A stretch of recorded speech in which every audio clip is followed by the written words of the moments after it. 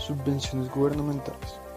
Las subvenciones gubernamentales son esas ayudas que genera el Estado, tanto en recursos económicos como aplazamiento de obligaciones tributarias.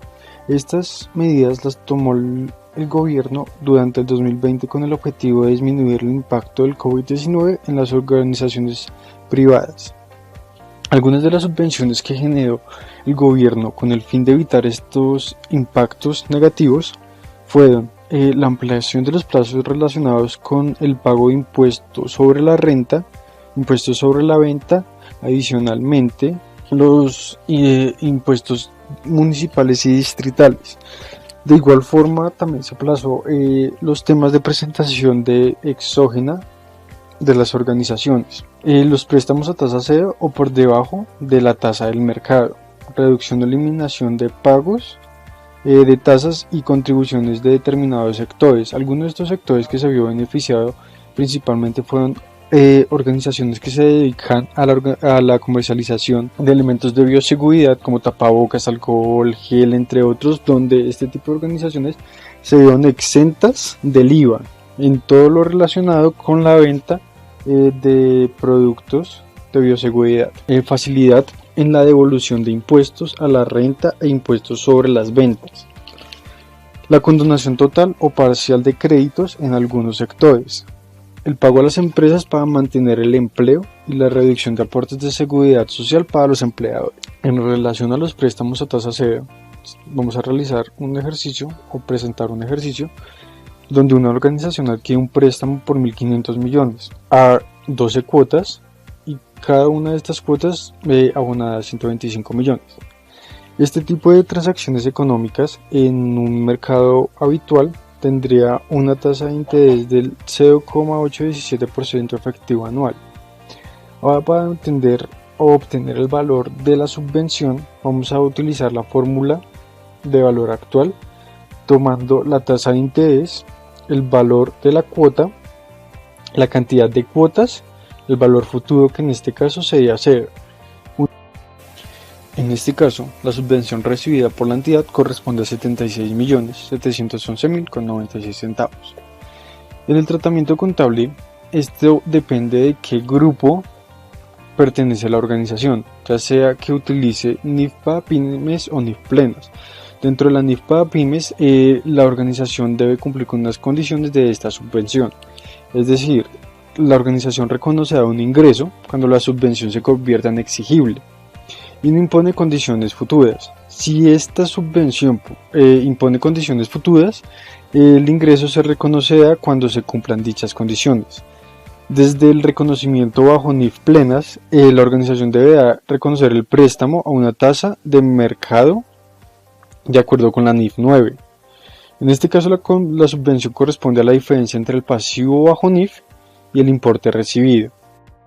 Bajo NIF para pymes, el reconocimiento de la subvención se realiza en una cuenta de otros ingresos por subvenciones contra un pasivo por costo amortizado. Adicionalmente, en la adquisición del préstamo se reconocerá el pasivo financiero contra el aumento de los bancos o del efectivo en bancos. Posteriormente al pago de las cuotas, la organización deberá reconocer los gastos financieros contra un aumento en el pasivo financiero por costo amortizado, es decir, en este caso el pasivo financiero, la cuenta de pasivo financiero estaría disminuyendo durante cada periodo o cada bono de este crédito. También el pago de las cuotas se reconocerá por un pasivo financiero, disminución del pasivo financiero contra una disminución del efectivo en bancos.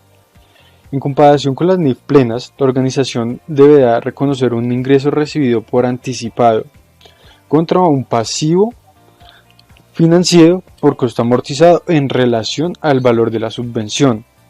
El tratamiento de la adquisición del préstamo financiero corresponde a lo mismo tanto en NIF plenas como en NIF para pymes, es decir, el pasivo financiero aumenta y el efectivo en bancos de igual forma aumenta. La diferencia se presenta en el reconocimiento de la subvención durante el pago de cada una de las cuotas. En este caso, la organización deberá reconocer un gasto financiero contra un pasivo financiero por costo amortizado. De la misma forma, un ingreso recibido por anticipado y un gasto financiero o otros ingresos. Otra de las subvenciones generadas por el gobierno fueron el auxilio en el pago de nómina a trabajadores. Para adquirir estas subvenciones, el gobierno impuso algunas condiciones. Entre estas condiciones se encuentra que las entidades hayan sido constituidas antes del 1 de enero del 2020. Para las empresas naturales se tomaba como referencia la fecha de inscripción del registro mercantil. Adicionalmente, contar con una inscripción en el registro mercantil por lo menos del año 2019. Tener una disminución de los ingresos del 20% o superior a este porcentaje. No haber recibido subvenciones más de 3 veces. Y adicionalmente que los empleados sobre los cuales se reciban los aportes reciban el salario del mes anterior. Para el reconocimiento de esta subvención hay dos opciones. De igual forma que en el préstamo a tasa cero se divide tanto NIF para pymes como NIF plena su reconocimiento. Dentro de NIF para pymes, la organización deberá reconocer un ingreso cuando la subvención se convierta en exigible. Si no impone condiciones. Si la subvención impone condiciones para su adquisición, esta deberá reconocerse una vez se cumplan con dichas condiciones. Dentro de la NIF plenas, las subvenciones que cubren gastos específicos, como en este caso es el tema de nómina, se contabilizarán como un resultado del mismo periodo en el que se incurren los gastos. El estado de resultados se presentará como otro ingreso o como menor valor del gasto laboral o de nómina.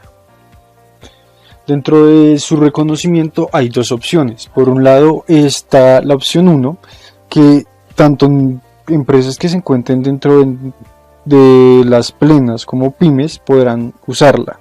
El reconocimiento de esta subvención dentro de la opción 1 se podrá reconocer como otros ingresos por subvenciones contra un aumento del efectivo en bancos. La opción 2 únicamente la pueden usar empresas que utilizan NIF plenas y su reconocimiento corresponde al gasto de nómina, una disminución por gasto de nómina y un aumento del efectivo en bancos. Dentro de las subvenciones, como se había mencionado anteriormente, existen los plazos para pagos de impuestos o presentación de exógena, entre otros. Este tipo de ayudas gubernamentales no pueden ser reconocidas porque no tienen un valor razonable el cual se pueda medir fiablemente.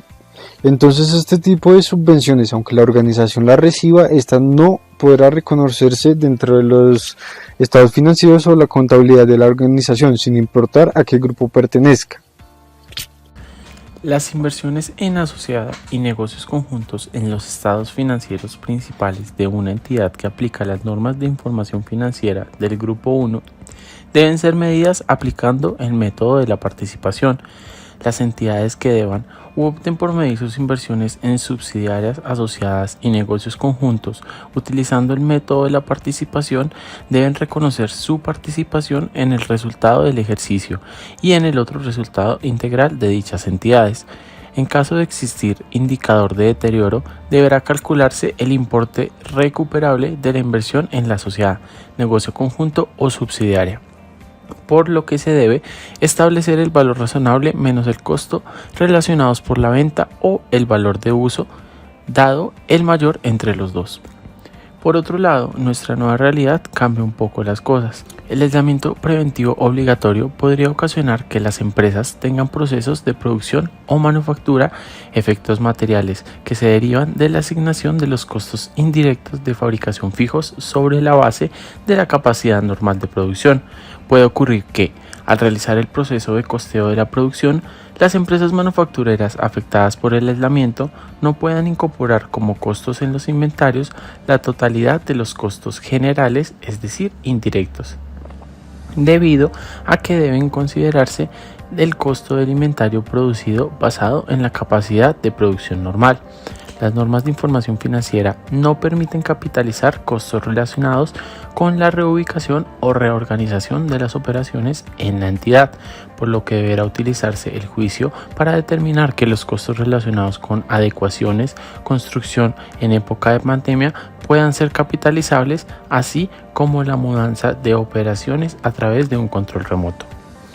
Las adecuaciones realizadas por la empresa para poder operar en condiciones de bioseguridad pueden cumplir los criterios para ser reconocidas como elementos de propiedad, planta y equipo. Estos bienes intangibles usados en el proceso productivo para funciones administrativas o suministrar bienes y servicios que se esperen usar por más de un periodo, además de cumplir el requisito de que sea probable de que ellos se obtengan beneficios económicos futuros y, por otro lado, la medición fiable de su costo.